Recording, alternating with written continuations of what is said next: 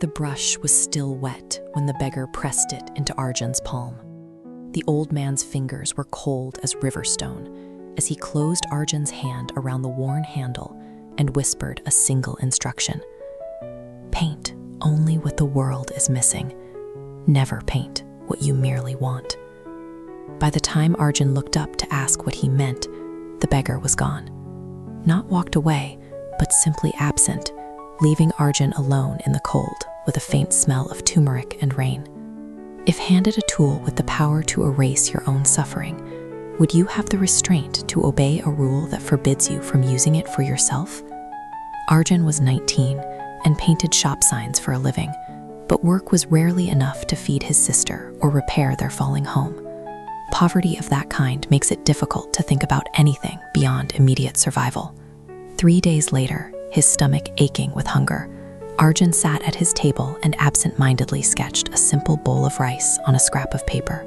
As he finished the final brushstroke, the painted bowl began to tremble.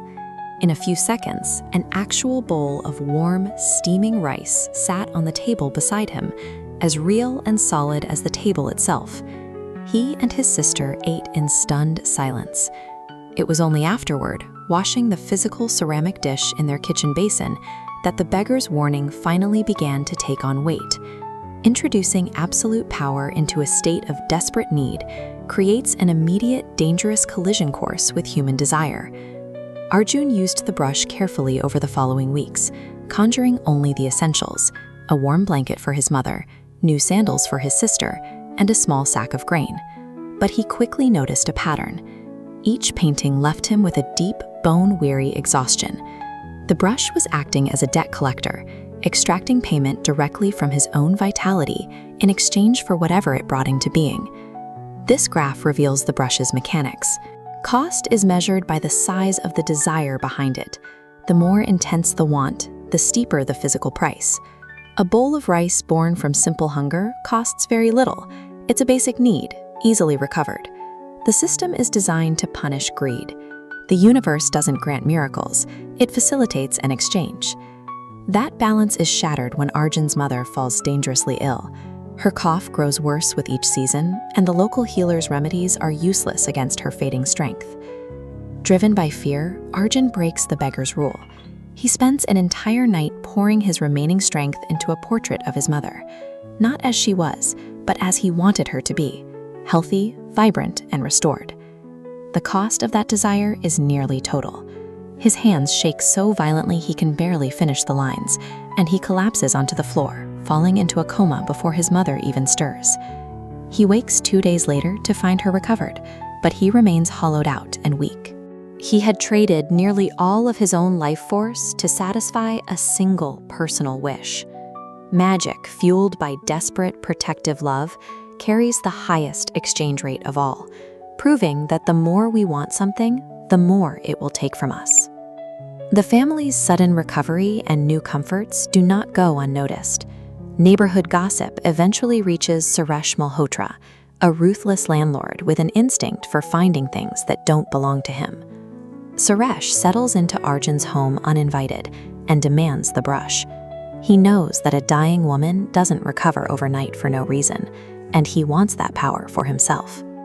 When Arjun refuses, Suresh strikes back with a forged eviction notice. He uses his influence over the local magistrate to threaten the family with immediate homelessness based on false claims of unpaid rent. Arjun is trapped.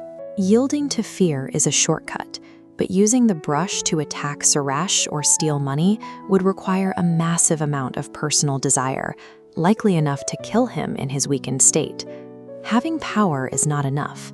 Without a strategy that respects the rules of the tool, the wielder is forced into a choice between submission or self-destruction. As Arjun agonizes over the choice, his sister Mira asks a different question.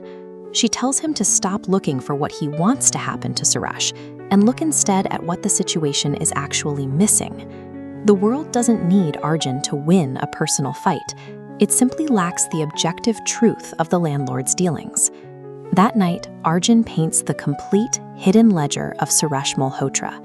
He renders every falsified record, every bribe, and every forged document exactly as they exist in the landlord's locked drawer.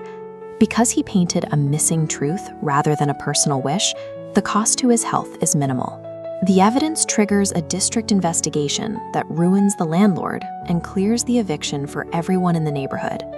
Exposing a systemic truth is more efficient and more powerful than seeking personal revenge. Arjun lives for decades as a respected elder, using the brush only when a genuine collective need arises. When he is finally too old to hold the handle steady, he finds a stranger sitting hungry against the same temple wall and passes the brush on with those same 7 words. True power is not for satisfying our own desires. Its highest purpose is to reveal the truth the world requires.